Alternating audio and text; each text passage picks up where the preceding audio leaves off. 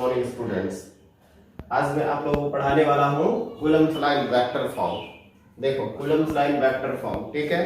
Video को चालू करने से पहले आपसे एक रिक्वेस्ट है कि वीडियो को लाइक करना, शेयर करना और चैनल को सब्सक्राइब भी करना, ठीक है।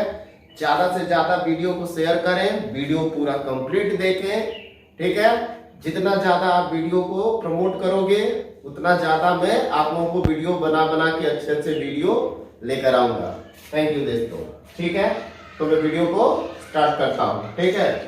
ध्यान देना, Coulomb's law in vector form. तो Coulomb's law in vector form क्या है बेटा, उसको हम समझते हैं, ठीक है। सपोज दैट, मान लो, सपोज करो कि एक एक्स एक्सिस और वाई एक्सिस ये है, यहाँ ओरिजिन है, एक चार्ज यहाँ पे रखा गया है Q1 कूलम का और एक दूसरा चार्ज यहाँ पे रखा हुआ है Q2 कूलम का।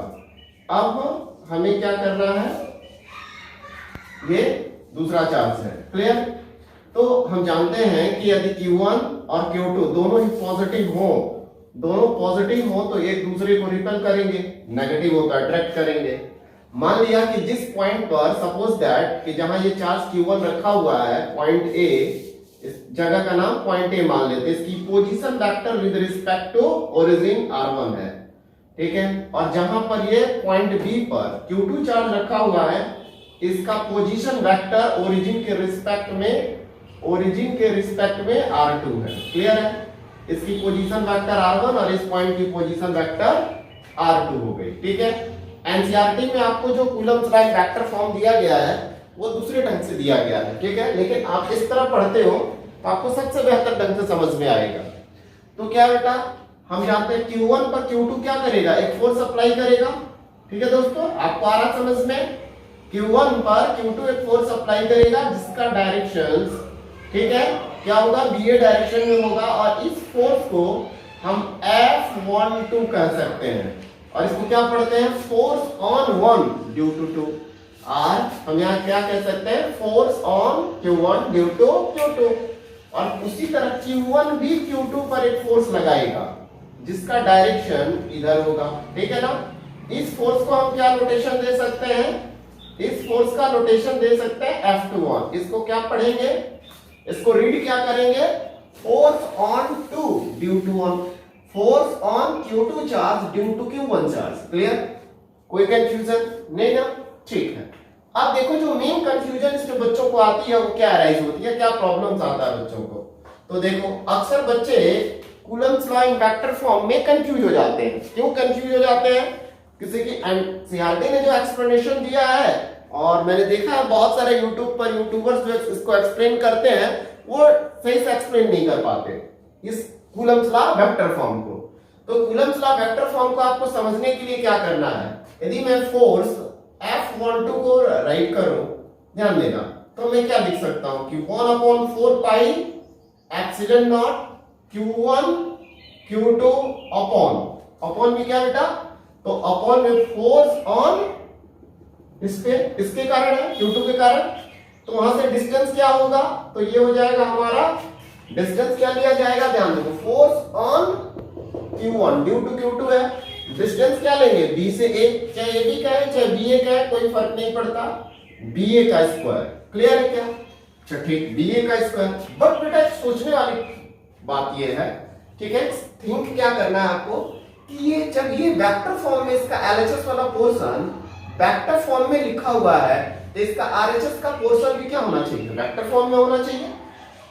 क्यों, आ रही बात समझ में ना, कि जब ये वाला पोर्शन वेक्टर फॉर्म में है तो ये पोर्शन भी क्या होना चाहिए, वेक्टर फॉर्म में होना चाहिए।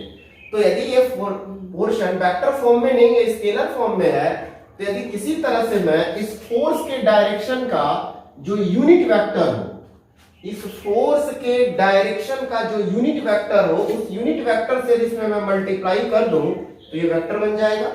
हमने क्लास 11 से पढ़ रखा है कि यदि मान लो कि ये एक्स वाई एक्सिस है, ये पॉइंट है, इसका कोऑर्डिनेट x और y है, इसका पोजीशन वेक्टर r है, तो हम क्या करते थे कि इस x को, x के डायरेक्शन में इसका पोजीशन वेक्टर क्या होता था, xi का, और इधर क्या होता था, yj का, इस तरह लिखते थे कि नहीं। मतलब हम किसी मैग्नीट्यूड में एक यूनिट वेक्टर से मल्टीप्लाई कर देते हैं तो वो क्या बन जाता है, वो वेक्टर बन जाता है ना। वो वेक्टर नोटेशन उसके साथ अटैच हो जाता है। तो बेटा हमें क्या करना है कि इस फोर्स के डायरेक्शन में हमें एक यूनिट वेक्टर से इसमें मल्टीप्लाई कर देना है। ठीक, अच्छा ध्यान दो। अब ये कैलकुलेशन ही सबसे मोस्ट इंपॉर्टेंट पार्ट है इसका, ये समझने वाली जो सबसे बात है। तो ध्यान दो कि in triangle OBA, in triangle OBA, सोचो कि ये वेक्टर O है, वेक्टर R1 का डायरेक्शन किधर है? O की ओर। वेक्टर B का डायरेक्शन किधर है? B की ओर। ठीक है ना? ये पोजीशन वेक्टर R2 का डायरेक्शन किस तरफ है? B की ओर है। अब ये फोर्स मेरा किस डायरेक्शन में है? इस डायरेक्शन में। ठीक है, तो ये डिस्प्लेसमेंट भी मुझे इसी डायरेक्शन में चाहिए, और वो डायरेक्शन क्या होगा? BA। ऑब्वियसली वो डायरेक्शन क्या होगा? BA। तो यदि मैं इसमें एक BA की ओर इस तरह डायरेक्शन अटैच करूं, इस तरह डायरेक्शन लगाऊं, तो ये ट्रायंगल में, इस ट्रायंगल में वेक्टर का ट्रायंगल लॉ लग सकता है। क्या मैं इसको ऐसे लिख सकता हूं कि वेक्टर, ध्यान देना, vector R2 plus vector BA और इक्वल टू लिख सकता हूं वेक्टर R1। बोलो यस और नो? रिजल्टेंट वेक्टर R1 बन जाएगा। ये एरो यहां से B तक है, B से एरो A के पास है, तो ये वेक्टर R2 प्लस B है, इसका रिजल्टेंट वेक्टर OA बनेगा, वेक्टर R1 बनेगा ट्रायंगल लॉ से। आपको याद होगा कि कोई वेक्टर हम ऐसे ड्रॉ करते थे, इसके हेड से ऐसे ड्रॉ करते थे, ये ज्वाइन कर देते थे, तो ये वेक्टर R बन जाता था रिजल्टेंट वेक्टर। तो ये R1 रिजल्टेंट वेक्टर का काम करेगा। ठीक है बेटा, अब देखो तो वेक्टर BA इक्वल टू ये क्या हो जाएगा? तो vector R1 minus vector R2, vector R1 minus vector R2। अच्छा ठीक, तो बहुत सारे यूट्यूबर्स क्या करते हैं, इसी को यहां पर पुट अप कर देते हैं, इसी को लाके यहां रख देते हैं। ठीक है, आपको समझना है कि इसको लिखना क्या है। बहुत सारी बुकों ने इस बात को, कुछ बुक ने लिखा R12, कुछ बुक्स में दी गई है R21। एक्चुअल में सही क्या है, किस तरह लिखा जाए? ठीक है बेटा, तो इसको लिखने का तरीका है, इसको आप लिखोगे R12। क्यों लिखोगे? तो आप कहोगे position of 1 with respect to 2। हम क्या किए हैं, ये जो लिखने का तरीका है, आप क्लास 11th के लिए फिजिक्स पढ़े होंगे, तो आप जो वेलोसिटी, रिलेटिव वेलोसिटी का डेरिवेशन पढ़े होंगे, तो वहां पर एक कॉन्सेप्ट आता है कि x a with respect to t equal to x not t, इस तरह करके एक कॉन्सेप्ट आया है, प्लस vt, इस तरह से एक फॉर्मूला आया था डेरिवेशन। और वहीं पर यह समझाया गया कि हम पोजीशंस को कैसे लिखते हैं, पोजीशन लिखने का तरीका क्या है। तो बेटा ध्यान देना, तो इसको हम क्या लिखेंगे, पढ़ेंगे क्या? पोजीशन ऑफ 1, पॉइंट 1 मतलब point A with respect two point B। ठीक है, हम 1 का पोजीशन, यहां पर क्या था, R1 क्या था भाई? तो position of A with respect to origin, B क्या था? ये R2 क्या बता रहा था? Position of B with respect to origin. लेकिन ये क्या बता रहा है, ये क्या बता रहा है कि position of 1 with respect to 2, मतलब position of A with respect to B। ठीक है, ये हमारा हो गया वेक्टर BA। अच्छा बेटा, इसका यदि हम मॉड निकाल देते हैं, मॉड ऑफ वेक्टर BA, तो मॉड ऑफ वेक्टर BA क्या आ जाएगा मेरा? R12। क्लियर है? ये क्या आ जाएगा? R12। इसका यूनिट वेक्टर कैसे लिखा जा सकता है? क्या मैं इसी को ऐसे भी लिख सकता हूं, R12 और R12 क्या यूनिट वेक्टर के टर्म में, R12 इंटू R12 क्या। ठीक है बेटा, तो अब मैं इस फोर्स 12 को 1/4 pi epsilon not Q1 Q2 upon इस BA को क्या लिख दूं? R12 का स्क्वायर। क्लियर, और R12 क्या। अब ये आ गया इक्वेशन फर्स्ट, ये हो गया वेक्टर। ध्यान देना, इधर ये स्केलर फॉर्म में था, इधर ये क्या था, ये वेक्टर फॉर्म में था। ठीक है ना, यहां पर ये वेक्टर फॉर्म था, इधर ये स्केलर फॉर्म था, इधर स्केलर हो रहा था, हमने इसमें R12 से मल्टीप्लाई करके इसको भी क्या बना लिया, वेक्टर। क्लियर है, अब इसकी हमें जरूरत नहीं है। क्लियर है, तो हमने क्या कर दिया, F12 equal to 1/4 pi epsilon not Q1 Q2 by, ये वेक्टर नोटेशन के साथ इक्वेशन बन गया। अब इसी तरह बेटा सोचो कि यदि F21 को मैं लिखता हूं तो क्या लिखूंगा, तो 1/4 pi epsilon not Q1 Q2 upon R क्या लिखूं। अब मुझे A से B तक का डिस्प्लेसमेंट चाहिए, तो ए से बी तक का जब डिस्प्लेसमेंट निकालूंगा तो मैं एरो इस डायरेक्शन में लगा दूंगा, और उस समय ट्रायंगल्स लॉस के अनुसार क्या बन जाएगा हमारा कि vector r1 plus vector ab, vector r1 plus vector ab equal to vector r2 बनेगा, या वेक्टर ab इक्वल टू बेटा क्या हो जाएगा vector r2 minus vector r1। इसको मैं क्या लिखूंगा, इसको क्या लिखूं r21, क्या पढ़ूंगा position of 2 with respect to 1। इसमें मैंने क्या निकाला बी पॉइंट का पोजीशन जहां पर q2 चार्ज रखा है, पोजीशन ऑफ चार्ज q2 कहां रखा है बी पे, तो position of 2 with respect to 1 इसके रिस्पेक्ट में, ये मेरा AB डिस्प्लेसमेंट वेक्टर निकल कर आ गया। क्लियर है। और मैं इसको क्या लिख सकता हूं r21 magnitude into unit vector in this direction. ठीक है, ध्यान देना इस 2 1 का डायरेक्शन किधर है a से b की ओर, और ये 1 2 का डायरेक्शन किधर है b से a की ओर।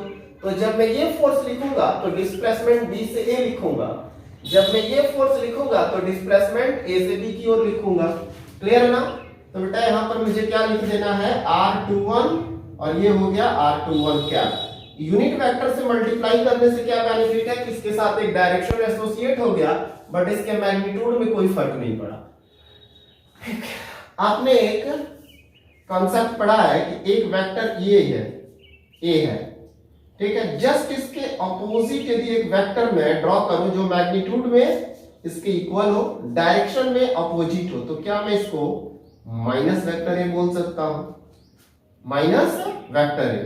क्या मैं vector A equal to minus vector A लिख सकता हूं, नहीं लिखा, एक मिनट सॉरी, हाँ ध्यान दो बेटा, यदि मेरा एक वेक्टर ए है और वेक्टर ए इस डायरेक्शन में, एक दूसरा वेक्टर ये है, ठीक है ना, जो मैग्नीट्यूड में तो इसी के इक्वल है बट डायरेक्शन अपोजिट है, क्या मैं वेक्टर ए को वेक्टर ए इस अपोजिट वेक्टर को वेक्टर ए के इक्वल लिख सकता हूं, बिल्कुल नहीं।